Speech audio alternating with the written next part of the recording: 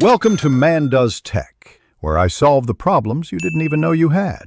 You'll begin by preparing the essentials so setup goes smoothly. Make sure your iPad is updated and you're signed into your Apple ID. This is required for shared purchases and iCloud. Once done, open Settings, tap your name, then Family Sharing and choose Add Member. You can invite people by Apple ID or create a child account. Pick the appropriate option now so invites match the person you're adding. This gets the core family sharing system started immediately. Now configure exactly what you want to share and why it matters. From family sharing settings, toggle iCloud Plus, Apple Music, purchases, and location sharing. These choices control access and billing.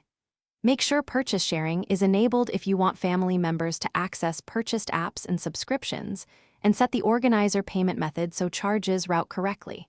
For children, enable Ask to Buy to approve downloads. This prevents unwanted purchases. Finish by having invited members accept the invitation on their Apple ID devices. Acceptance completes access to shared content. Once accepted, manage roles and parental controls in family sharing. Adjust screen time, content limits, and individual permissions to fit each person. If something goes wrong, here's a key troubleshooting tip. If an invite isn't received or won't accept, resend it. Confirm the correct Apple ID email, then restart the iPad and install any pending updates. These steps resolve most issues quickly. Thanks for watching. If you found this helpful, don't forget to like and subscribe.